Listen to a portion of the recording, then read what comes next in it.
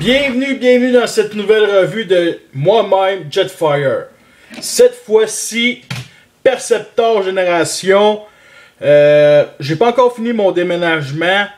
Je voulais faire Primus, mais la clé Omega puis les autres clés sont toutes dans une autre boîte. Fait que pour l'instant, notre cher ami Ryozo m'a demandé de faire Perceptor. Et moi, vu que une des raisons pourquoi je l'ai pas encore fait, c'est simple. Il y a une pièce qui était brisée, qu'on la voit ici un peu. Une pièce qui retient le pare-brise. Malheureusement, ça a été explosif. Fait que ça se tient quand même bien. Mais on le voit qu'il y a une pièce de disparu, on va dire. Je niaiserai pas trop. Perceptor, c'est un véhicule dans G1, c'est un petit, je dirais pas un petit laboratoire, mais un microscope qui pouvait se transformer, qui avait des chenilles et qui pouvait se transformer en genre d'artillerie avec bien d'imagination. Dans Animated, il est revenu en camion, truck, pareil à peu près comme ça. J'ai été quand même très content. Animated, par contre, je veux dire, la troisième saison, il y a tellement eu de personnages que les jouets n'ont pas suivi, malheureusement. À Génération, Reveal the She, je dirais, en 2010, ils ont décidé de les revendre. Ils ont décidé de mettre Perceptor. Et ça, j'ai beaucoup apprécié. Puis, une des rares figurines que la version américaine, elle est meilleure, plus belle que la version japonaise. Et je vais vous expliquer pourquoi, rendu au mode robot. Bon. Des chenilles ici, beaucoup de détails ici quand même. Je dirais un véhicule que les scientifiques utilisent au pôle nord, au pôle sud. Bien entendu des roues. Ça roule assez bien. Ici des lumières qui bien entendu peut former son genre de microscope comme on veut, puis ça peut former un genre d'arme sur véhicule avec un viseur ici, ça peut un laser, j'en sais rien, choisissez comme vous voulez. Et le laser, ça c'est ma petite, j'ai checké ça, peut avoir une petite lampe de poche si on peut faire ça comme ceci, puis on peut être éclairé, mais bon, j'aime mieux que ça soit un genre de mode lance-roquette, on va dire. Bon, je vais replier ça. Beaucoup de light piping aussi, light piping sur le pare-brise, ses côtés, les lampes. Vue derrière MR5 1409, j'ignore qu'est-ce que ça veut dire. Vraiment, j'étais un peu... j'ignore vraiment qu'est-ce que ça veut dire, vraiment. Bien entendu, c'est une pièce de transformation, mais ça peut comme être... on peut mettre comme si ce serait... une petite porte arrière d'une camionnette si on veut, avec bien l'imagination, mais c'est une pièce de transformation. Couleur rouge, un petit coup rouge vin rose que j'apprécie quand même. Couleur noire, du light piping ici sur les phares avant, par choc, petite lumière ici aussi quand même. Petit moteur surélevé. Ici c'est peint, les fenêtres. Derrière aussi. Rouge. C'est avec ça, c'est du plastique assez souple. Vraiment, c'est une bonne idée. C'est un des rares véhicules que ça. Vu d'en dessous, le robot il n'est pas vraiment caché.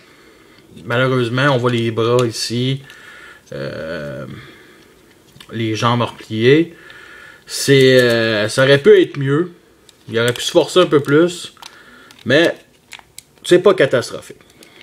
Mais bon. Je vais vous comparer avec Trax Generation. Le pick-up qui est quand même un petit peu plus élevé en haut. Trax qui est un petit peu plus long. Comme vous voyez.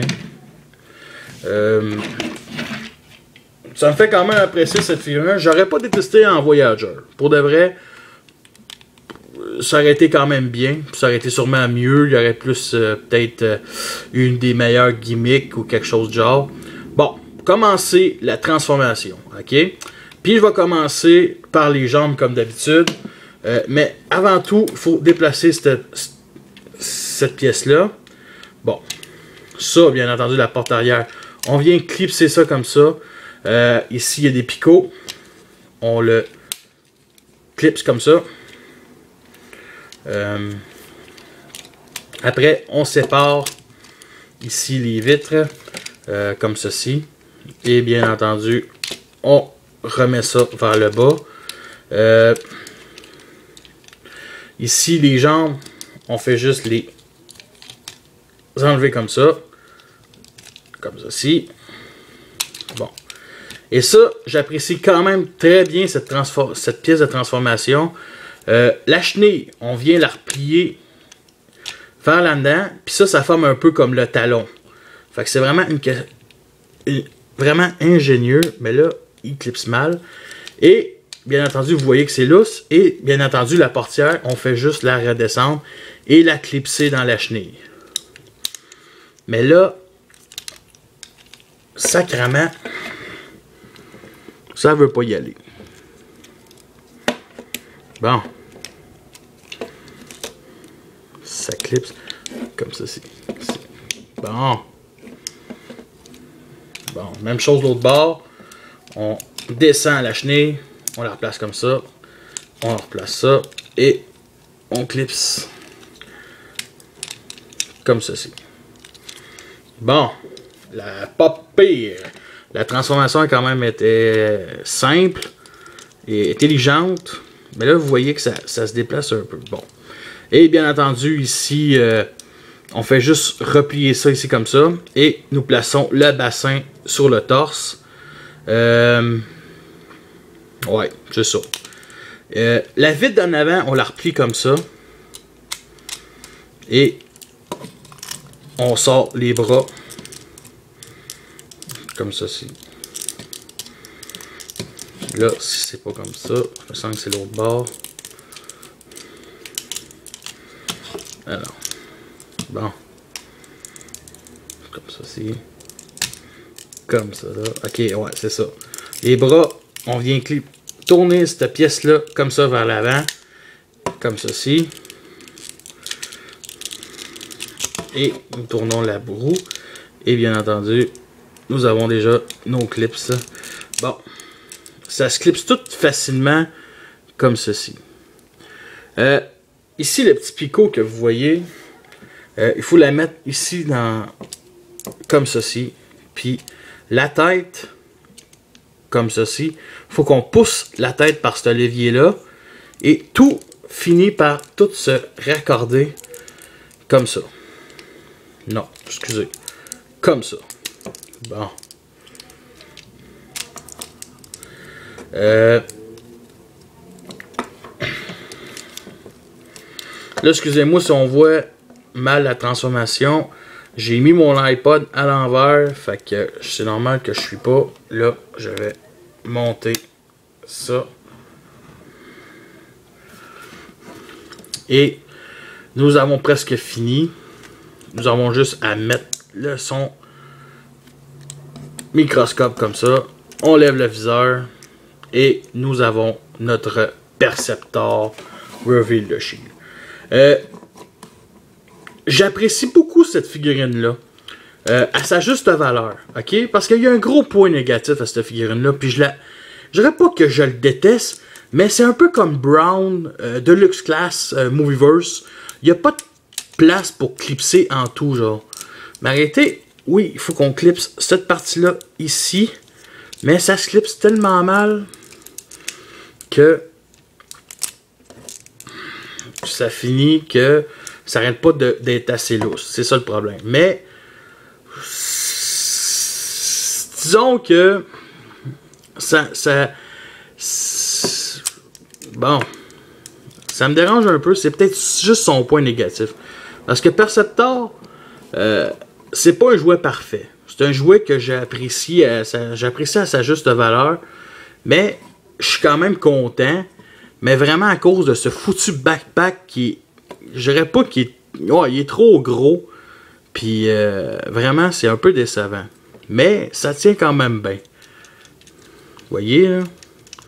Les bras ne se déclipsent pas. Bon, comme je disais, pourquoi la version américaine est meilleure?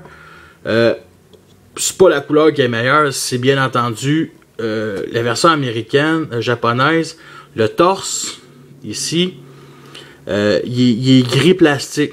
Et j'ignore si ces pièces-là aussi sont gris plastique, ou son canon c'est gris plastique, mais version américaine, nous avons quelque chose de rare, du beau chrome comme on a.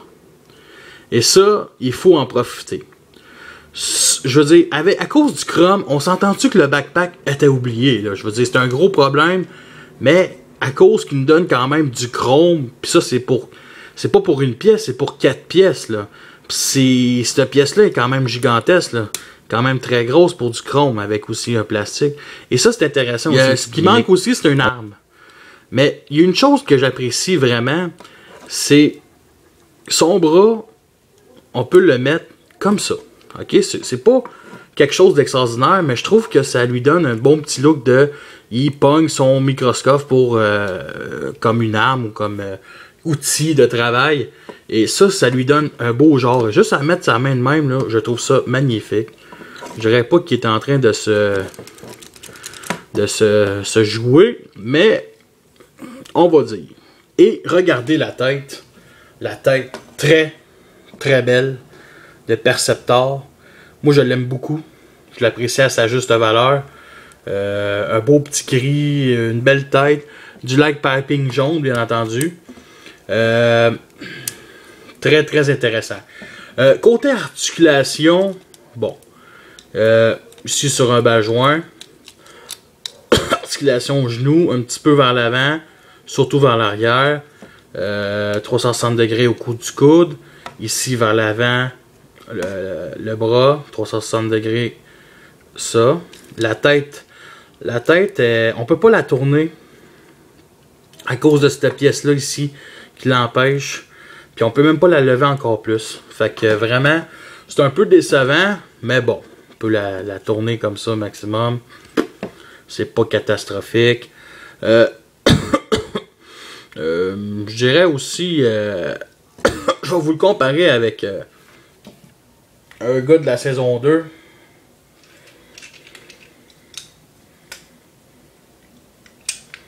Je me rappelle.